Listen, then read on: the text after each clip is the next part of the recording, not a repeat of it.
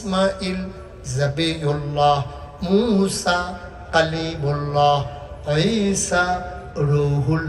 সুবহানাল্লাহ। কয় না? দাউদ নবীরে দিলেন সুন্দর কণ্ঠ, ইউসুফ নবীরে দিলেন সুন্দর চেহারা। ও মুসলমান, সুলাইমান নবীরে দিল রাজত্ব। আমরা যারা দাউদ কান্দির মানুষ, আমাদের জানার ইচ্ছা আছে সব নবীরে সব দিলেন, আমার নবীরে কি দিলেন জানার দরকার আছে নাকি না? আমি একদিন আল্লাহরে জিজ্ঞেসলাম, আমি একদিন আল্লাহরে মাঝরাত্রে ওয়াজ শেষ করিয়া, কুমিল্লা শহরে আমার বাসা, আমি যখন বাসায় গিয়েছি, মাইকটারে তো দিলা গজব কইরা, দিলা মাইকটারে গজব কইরা। কে করছে এই আওয়াজ? কি করলেন ভাই? মাইকটা কি? সবাই কনা আমি। ওকে ফাইন, আর ধরবা না। এটারে মাইকে একটা ফিরাইয়া কনকনি দিয়ে আমার দিকে দিছে। মাইক তো ভালোই চলতেছিল, সমস্যা কি? শুনবো কেমনে? আরো শুনবে পিছনে একটা চাদর দিয়ে ঘুরে চাটা দিয়ে লইয়া বইয়া থাকে, জানো শোনা যাইব বালা দেখবি। কত কইলাম যে বইয়ালা কথা তো শুনছ।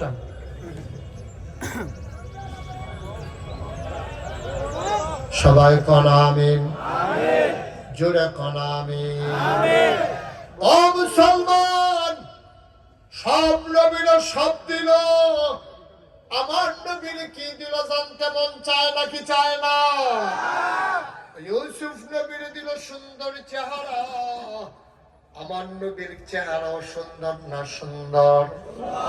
কম না বেশি? প্রমাণ আছে নাকি না? আল্লাহর নবী আসার নামাজ পড়ে প্রচন্ড গরম, ব্যবসা গরম, মসজিদে নববী থেকে বের হলেন। তিনি আসলেন আম্মা জান আয়েশা, আমাদের ছোট আম্মা। সুবহানাল্লাহ। আমাদের আম্মা ছিল 11 জন। কয়জন? 2 জনকে নবী নিজের হাতে কবরস্থ দাফন করেছেন। 9 জনের সাথে আমার নবী একসাথে সংসার করেছেন। সবচেয়ে ছোট আম্মা হইল আয়েশা। আল্লাহ আম্মা জান আয়েশার এত মর্যাদা দিছে, নবীজি একদিন ডাক দেয়া কয়, শুনো শুনো শুনো, তরকারির ভিতরে লবণটা যেমন দরকারি, তোমাদের আম্মা আয়েশা ইসলামের ভিতরে তেমন দরকারি। মশলা ছাড়া তরকারি হয়, হলুদ ছাড়া তরকারি হয়, রং ধরে না। মরিচ ছাড়া তরকারি হয়, ঝাল হয় না। গরম মশলা ছাড়া তরকারি হয়, সুবাস ছড়ায় না।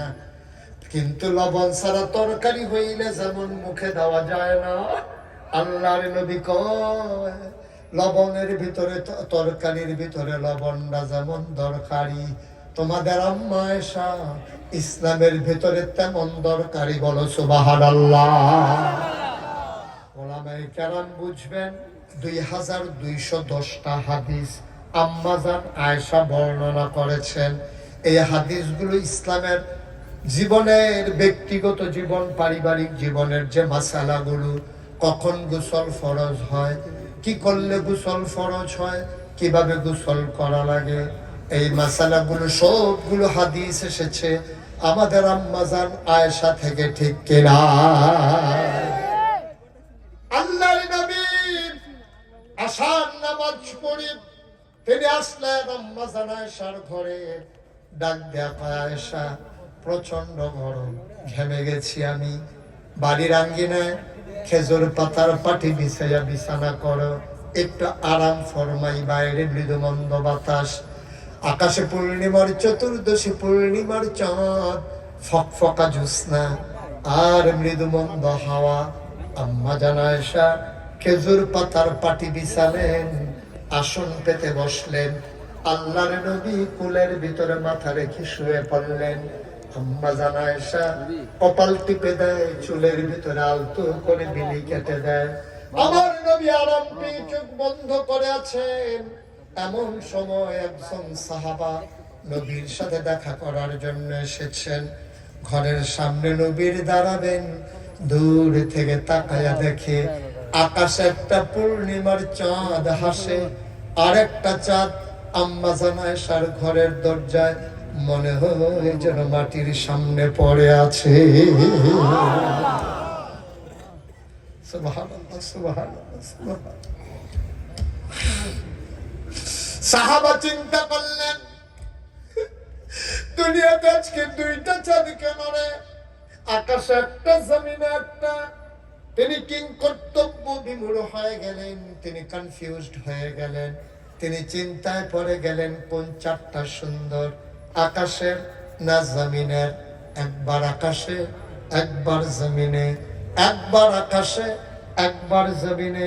তিনি বারবার তাকায় কোন চাঁদটা সুন্দর, আকাশেরটা না জমিনেরটা। আবার নবীজির দিকে তাকাইয়া সাহাবা চিৎকার করে নিজে নিজে রায় দিয়ে দিলেন, আকাশের চাঁদের চাইতে জমিনের চাঁদ, অর্থাৎ আমার নবীজি আকাশের চাঁদের চাইতে আরো কোটি গুণ বেশি সুন্দর। ও মুসলমান, এই নবী যে এসেছেন ১,৫০০ বছর আগে, দীর্ঘ ২৩ বছর নবুয়তের জিন্দেগিতে তিনি আমাদের জন্য একটা জীবন বিধান দিয়ে গেলেন। জীবন বিধানের নাম ইসলাম, রবের নাম আল্লাহ। আর যিনি নিয়ে আসলেন তিনি নবী মুহাম্মদুর রাসূলুল্লাহ সাল্লাল্লাহু আলাইহি। নবীর নাম শুনলে কি পড়তে হয়? ২-১ বার না ১২ বার? ২-১ দিন না প্রতিদিন? ২-১ সপ্তাহ না প্রতি সপ্তাহ? ২-১ মাস না ১২ মাস? ২-১ বছর না সারা জীবন? আমরা পড়ব সাল্লাল্লাহু আলাইহি ওয়াসাল্লাম। ও মুসলমান, এই নবী তোমার আমার নবী ইন্তেকালের ৮১ দিন আগে আমার নবী বসে আছেন আরাফার ময়দানে একটা উটের পিঠে। খুব খেয়াল, কিসের পিঠে? ওইটার না সবাই কত হয়েছিল মঞ্চের, তারা আস্তে আস্তে কর না জোরে কর। কিসের পিঠে? আল্লাহর নবী ইন্তেকালের ৮১ দিন আগে বসে আছেন একটা উটের পিঠে, জাবালে রহমত পাহাড়ের কিনারে আরাফার ময়দানে। গধূলি লগ্ন, পরন্ত বিকেল, সূর্য ডুবো ডুবো প্রায়, সূর্যের সোনালি রোদটুকুন আমার নবীর চেহারা মুবারকে পড়েছে। আমার নবীও সুন্দর না সুন্দর? কম না বেশি? বন্ধু, এমনি সুন্দর নবী আমার। বিকেলের সোনালি রোদটুকুন যখন চেহারা মুবারকে পড়েছে, সৌন্দর্য মনে হয় ১০০০ গুণ বেড়ে গেল। মনে হলো সোনার মাঝে যেন সোহাগা। নবী বসে আছেন উটের পিঠে, ১,২৫,০০০ সাহাবা সেই দিন আরাফার ময়দানে ছিলেন। আল্লাহর নবী উটের পিঠে, সবাই দাঁড়িয়ে আছেন নবীর সামনে। আস্তে করে সবাই দেখলো উটটা আস্তে করে মাটির উপরে বসে পড়েছে। নবীর কপালে ঘাম, চোখ দুইটা বড় বড়, গাল হয়ে গেছে লাল। সবাই চিন্তায় পড়ে গেল। গুদুলি লগ্ন, পরন্ত বিকেল, মৃদু বন্ধ হাওয়া, এখন তো ঘেমে যাওয়ার কথা না। নবী কেন ঘেমে গেলেন? সবাই বুঝে নিলেন, তাকিয়ে রইলেন। দেখলেন কপালে ঘাম, চোখ তার বড় বড়, গাল হয়ে গেছে লাল।